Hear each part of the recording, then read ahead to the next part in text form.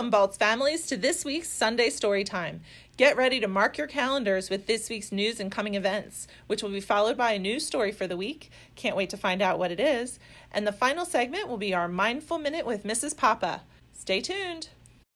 In this week's events at Baltz, 4th and 5th grade virtual after-school program is beginning on October 20th. We are still accepting registrations. Los programas extracurriculares de cuarto y quinto grado comenzarán el 20 de octubre. Todavía estamos aceptando inscripciones. The BPO, the Baltz Parent Organization, is becoming a PTA. Would you like to be an officer? We are accepting nominations through October 19th. Nuestra organización de padres en Baltz se está convirtiendo en una organización PTA, que significa Asociación de Padres y Maestros. ¿Te gustaría ser un oficial? Estamos aceptando nominaciones hasta el 19 de octubre. Hable con Ms. O'Neill para obtener más detalles. There will be an instrument repair pop-up in the Baltz parking lot on October 21st from 4:30 to 6 o'clock. Habrá una estación de reparación de instrumentos en el estacionamiento de Baltz el 21 de octubre de 4:30 a 6.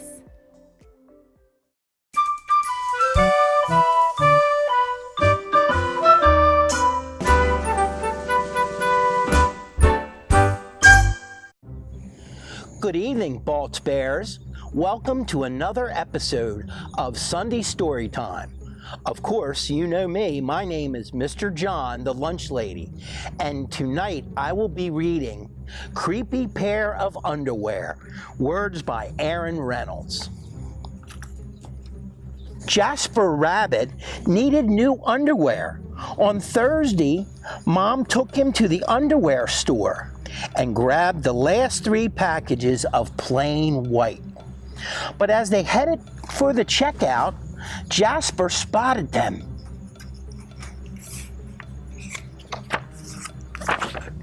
Creepy pair of underwear, so creepy, so comfy.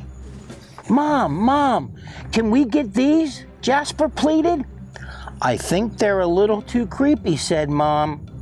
They're not creepy, they're cool. I'm not a little bunny anymore, I'm a big rabbit now. Mom agreed to buy 1 pair. That night, Jasper wore his cool new underwear to bed. Do you want me to leave the hallway light on? Dad said. Dad, I'm not a little bunny anymore, said Jasper. I'm a big rabbit. His dad shut the door, and that's when Jasper noticed. The underwear glowed! A ghoulish, greenish glow. He closed his eyes. He pulled up the covers.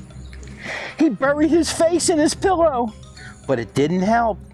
He could still see that ghoulish, greenish glow. Jasper leaped out of bed and put on a pair of plain white underwear.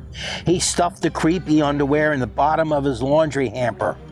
He finally fell asleep.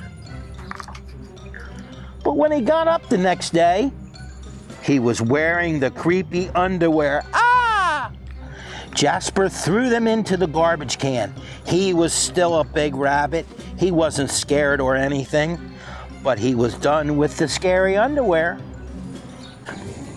After school, Jasper was doing his homework when he heard it. A scratchy, scraping sound coming from his dresser.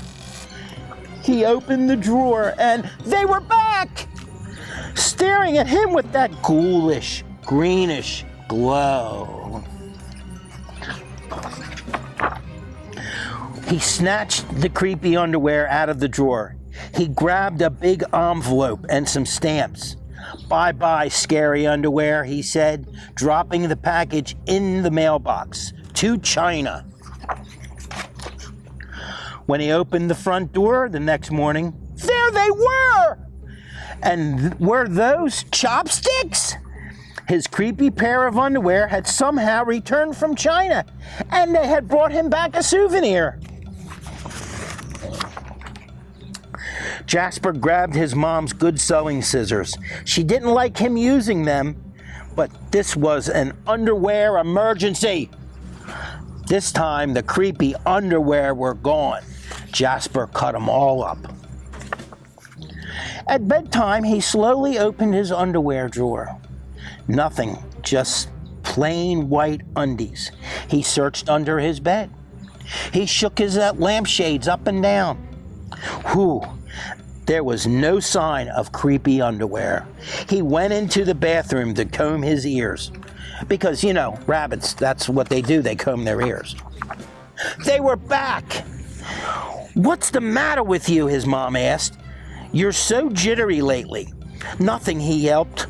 A grown rabbit couldn't be terrified of underpants. He seized the underwear. He snagged a shovel from the garage and he rode his bicycle. He didn't stop pedaling until he reached Creek Hanger Hill.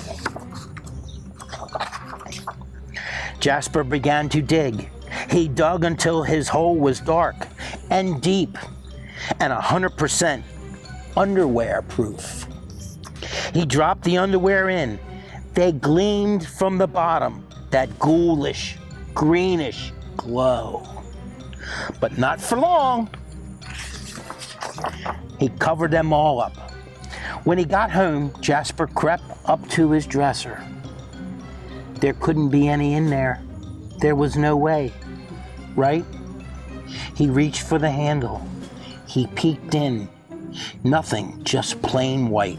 Jasper smiled and turned out the light. It was all dark. There was just one problem. It was really dark in there, even for a big rabbit. Jasper turned on the light. He looked at his non-glowy pair of plain white undies, and he knew what he had to do. He got back on his bike and went to Creek Hanger Hill. The creepy underwear were a little muddy, but they still filled the room with that gentle greenish glow. The next day, Jasper gathered his allowance money and went to the underwear store, all by himself, just like a big rabbit. That night, Jasper wasn't scared at all. As he lay down to sleep, he smiled, and so did his underwear, because they had finally found somebody who wasn't scared of creepy underwear. Thank you for watching, Baltz Bears, and don't forget to tune in next week for another episode of Sunday Storytime.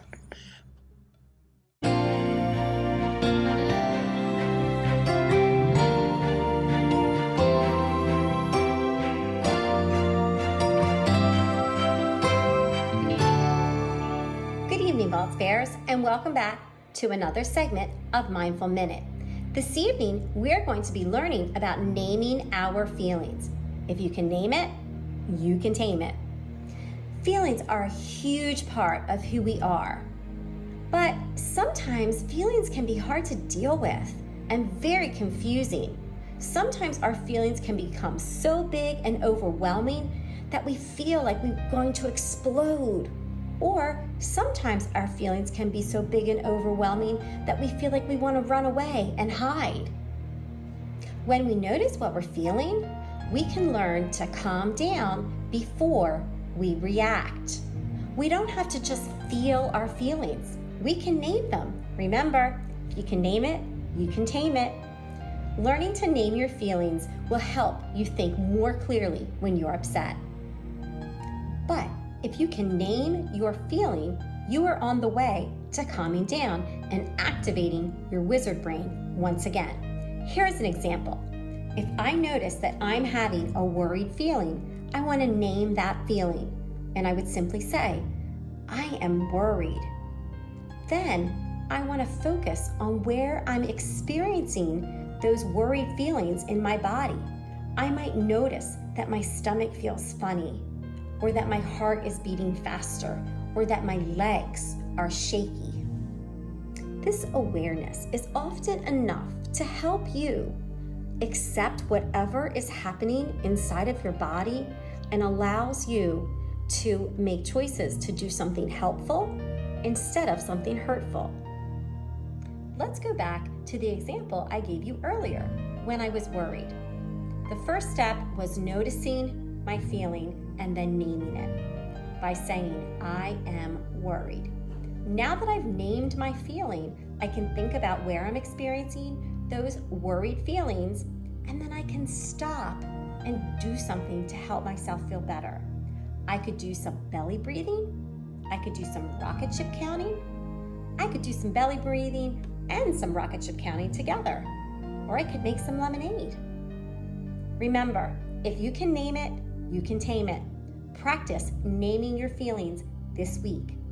I hope you enjoyed this evening's segment of Mindful Minute. I hope that you all have a wonderful week. See you next time.